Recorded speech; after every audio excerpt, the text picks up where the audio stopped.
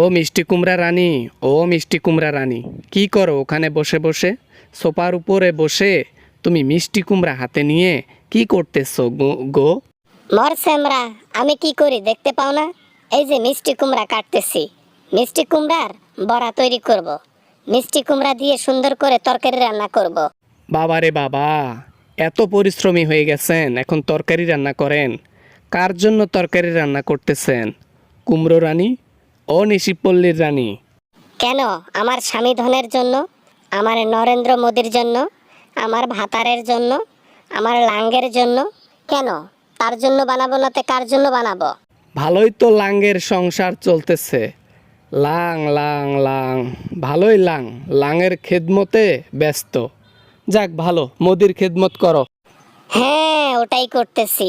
দেশের মধ্যে কি পরিস্থিতি এখন? লোকেরা কি আমার উপর রাগ কমছে, নাকি এখনো বেড়েই আছে আমার উপর রাগ? তুমি যে কাজ করে এসেছো তাতে 500-1000 বছরেও মানুষের রাগ কমবে না। তাই এখনো রাগ জমে আছে, খালি প্রকাশ করাটা বাকি। ওই ডরে আর দেশের মধ্যে পা দিচ্ছি না। কেননা মানুষজন যেভাবে আমাকে দেখে, যেভাবে আমার উপর ক্ষিপ্ত, তাতে আমি আর দেশে যাইতে পারবো না। বাংলাদেশের মানুষকে তুমি কি যে করে গেছো, বাংলাদেশের মানুষকে কাদাই গেছো, উপরে পাঠাই দিয়ে গেছো। তোমাকে আল্লাহ তাআলা ক্ষমা করবেন না, আর জমিনে মানুষ তোমাকে ক্ষমা করবে না। আমি খারাপ কিছু করি নাই। যা কিছু করেছি তা শুধু ক্ষমতা বাঁচিয়ে রাখার জন্য করেছি। নিজের ক্ষমতা আর টাকা বাঁচানোর জন্য এসব কিছু করেছি। মানুষ যখন মারা যায় তার সঙ্গে টাকা পয়সা, গাড়ি ঘোড়া, সম্পদ এগুলা কিচ্ছু যাবে না। যাবে কি? তার আমল। সে আমল তোমার ঠিক নাই তো হাসিনা। আমার আমল ঠিকই আছে। লোকদেরকে ঠকাই খাইছি, লোকের টাকা মেরে খাইছি। এইটা হচ্ছে আমার আমল। আর এই আমল জীবনে আমার ধরেই যাবে। আহ আহ আহ আহ, এপারেও শান্তি নাই, ওপারেও শান্তি নেই। এপারে পালিয়ে পালিয়ে বাঁচতে হচ্ছে, আর ওই পারে পালানোর সুযোগ নেই, কিন্তু শাস্তির অভাব নাই। হইছে কাকু, হইছে। আল্লাহ তাআলার ভয় আর দেখাইয়েন না।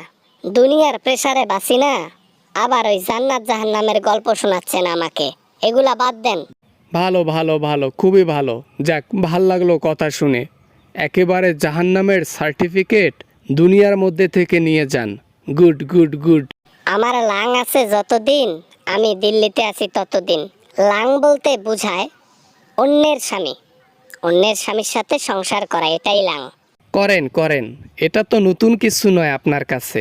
সংসার আপনার পিয়নের সাথে করেছেন, সংসার আপনি সেক্রেটারির কাছে করেছেন, সংসার আরও অনেক জায়গায় করেছেন। বাবা না, মানে আর কি, ওই বাবা বাবা বাবা। এই তো ভিতরের কথায় হাত দিলেন কাকা, আর কথা বলবো না, বাই। ও লাঙ্গের ঘর করিবা তুমি কতদিন? লাং যখন চলে যাবে দুনিয়া থেকে, তখন তুমি যাবা কোন খানে খানে?